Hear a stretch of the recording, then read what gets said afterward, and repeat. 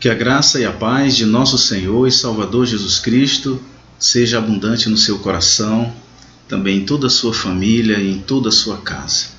Nós estamos mais uma vez aqui no nosso canal Semeador e queremos dar continuidade falando sobre o Sermão do Monte, este assunto abençoado que nós temos refletidos aqui dentro do nosso canal, e hoje nós iremos a mais uma bem-aventurança falada por Jesus.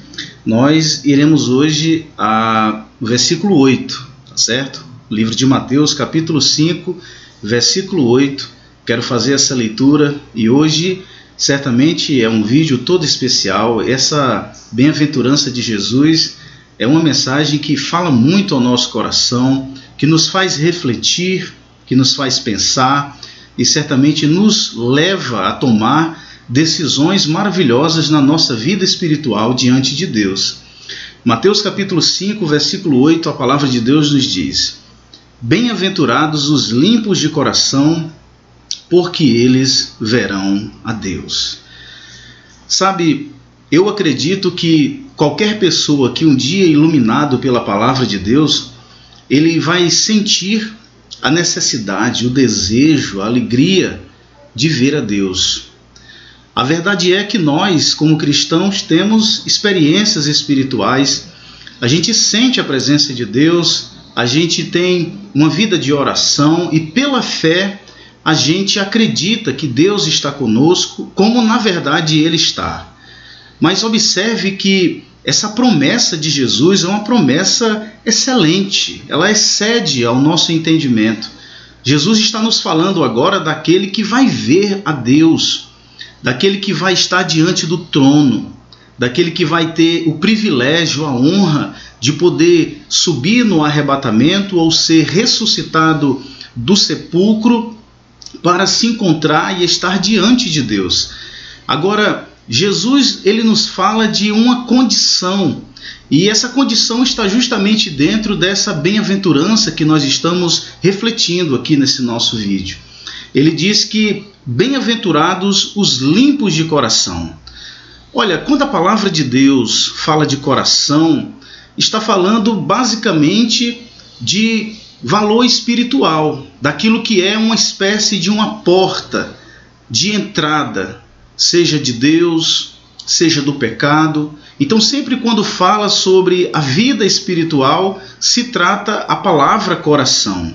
E todos nós sabemos que não somente Jesus, mas nós também que hoje já conhecemos a história da humanidade, sabemos que desde muito tempo o coração do ser humano vem estado sujo, está sofrendo com as sujeiras, com a imundícia do pecado.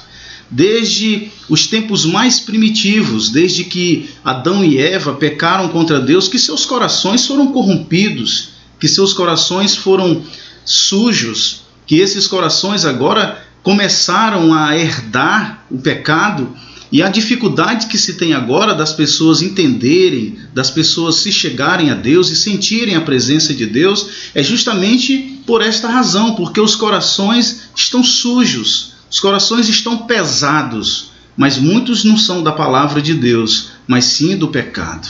Então Jesus ele vem e traz uma proposta maravilhosa para nós. Ele vem dizer que são felizes os que têm um coração limpo, um coração puro. E eu quero então agora conversar com você sobre esta verdade que Jesus está nos ensinando aqui. Então, a primeira coisa que eu quero compartilhar com você é a seguinte, que quando esta virtude, a virtude de se ter um coração limpo, de se ter um coração puro, habita de fato e de verdade em nós, é uma realidade em nós, não é apenas o que a gente pensa ser ou diz ser, mas de fato nós temos o coração limpo, o coração puro diante de Deus. Você sabe o que vai acontecer? A gente vai adquirir uma capacidade enorme de termos um bom relacionamento com Deus e também com o nosso próximo. Ou seja, no momento em que o nosso coração é purificado, no momento em que nós sentimos esta leveza, sentimos esse desprendimento e o nosso coração está livre e limpo de sujeira e de pecado, o nosso relacionamento com Deus ele fica todo especial. e também com o nosso próximo. Então, é um benefício, digamos assim, duplo. É um benefício vertical, porque estamos bem com Deus, e é um benefício horizontal. Estamos bem com aquele que está ao nosso lado. E o interessante é que quando nós lemos a história bíblica, a gente vai perceber que muitos servos de Deus, sejam profetas, sejam reis, estes homens de Deus, quando eles tiveram as suas oportunidades de falar, ou outros mesmo de escreverem, eles vão deixar registrado que ter um coração bom, ter um coração puro, ter um coração limpo é uma condição indispensável para nós servirmos a Deus. E eu quero dar aqui alguns exemplos para você, mostrando para você que homens de Deus, dentro da palavra de Deus, dentro da história bíblica, mostraram que é indispensável ter um coração puro, ter um coração limpo. É urgente, é necessário. Deixa eu abrir um parêntese, vivemos uma época em que muitos não estão mais valorizando esses princípios, estão valorizando outras coisas. Mas nós queremos ser cristãos que creem na palavra e que nós acreditamos que não existe outro meio, não existe outro caminho. Se nós quisermos ver a Deus, se nós quisermos um relacionamento sério e verdadeiro com Deus, nós precisamos ter um coração limpo. E veja o que disse Davi no tradicional Salmo 51, quando ele disse: cria em mim, ó Deus, um coração puro. Veja que Davi havia pecado contra Deus, ele sentiu o peso do pecado no seu coração, e ele vai urgente em oração diante de Deus, e ele clama, ele pede: cria em mim, ó Deus, um coração puro. Por quê? Porque Davi era um homem de Deus, não era somente um rei, ele era um homem de Deus, e ele sabia que com aquele coração pesado, cheio de pecado, ele não estava bem com Deus. Então ele, como que desesperado espiritualmente, como um homem de Deus que ele era, depois de haver pecado contra Deus, ele vai clamar e vai pedir: ó Deus, cria em mim um coração puro. É um exemplo para nós. O segundo exemplo que eu quero lhe dar é do filho de Davi, Salomão. Olha o que Salomão escreveu, eu faço questão de fazer essa leitura no livro de Provérbios, no capítulo de número 4. Olha o que diz a palavra de Deus, Provérbios capítulo 4 e o versículo de número 23.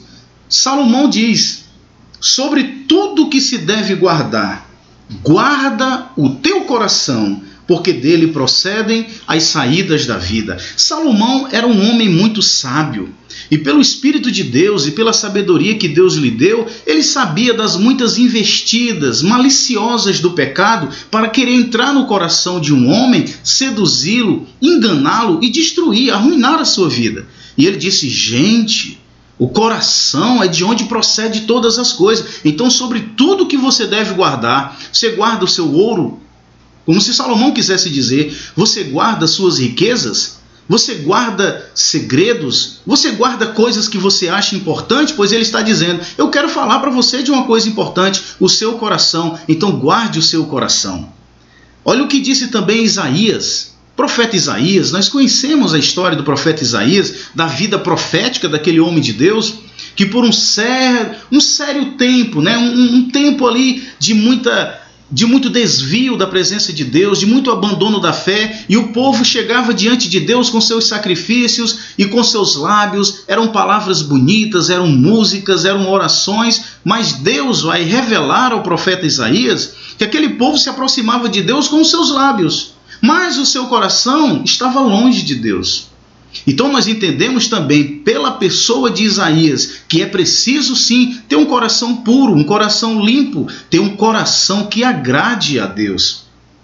E por último, eu quero lhe citar Ezequiel. Agora aqui já não é mais apenas o profeta Ezequiel clamando o povo, chamando o povo, porque tinha percebido que o povo estava afastado. A Bíblia diz que o próprio Deus vai falar através do profeta Ezequiel, que vai tirar o coração de pedra do povo e vai dar um coração de carne. É o próprio Deus que está dizendo que vai fazer uma mudança de coração. Coração de pedra é um coração endurecido, um coração que não penetra, onde a palavra de Deus não tinha acesso. Aí agora Deus está dizendo, eu vou dar um coração de carne, vou colocar o Espírito Santo em vocês, para que quando eu fale, a minha palavra entre em vocês, e vocês então sejam guiados por mim, sejam abençoados e sejam felizes, né? Bem-aventurados. Agora, quando nós chegamos no Novo Testamento, saindo dessas histórias do Antigo Testamento e voltando agora ao Novo Testamento, a gente vai ter, dentro do livro de Mateus, eu faço questão de fazer essa leitura também para você, dentro do livro de Mateus, capítulo 23, do versículo 25 ao 28, Jesus ele vai ter uma espécie de controvérsia com os fariseus. Você sabe quem são os fariseus, né? Existia no tempo de Jesus vários grupos religiosos dentro de Israel. E um deles era os fariseus, conhecidos também por serem hipócritas, ou seja, que falavam, mas que não viviam, que ensinavam, que pregavam, mas não praticavam. E olha o que Jesus vai falar para estes homens. Versículo de número 25, do capítulo 23 de Mateus. Jesus vai dizer aos fariseus: ai de vós, escribas e fariseus, hipócritas, pois que limpais o exterior do copo e do prato, mas o interior está cheio de rapina e de iniquidade. Fariseu cego, limpa primeiro o interior do copo e do prato, para que também o exterior fique limpo. Ai de vós, escribas e fariseus hipócritas, pois que sois semelhantes aos sepulcros caiados, que por fora realmente parecem formosos, mas interiormente estão cheios de ossos de mortos e de toda imundícia. Assim também vós exteriormente pareceis justos aos homens, mas interiormente estáis cheios de hipocrisia e de iniquidade. Veja que Jesus, nessa censura que ele faz aos fariseus, ele nos fala o seguinte, que os fariseus tinham uma grande preocupação pelo exterior. Eles pegavam os pratos, eles pegavam os copos e limpavam perfeitamente por fora. Para quê? Para que aqueles que chegassem vissem.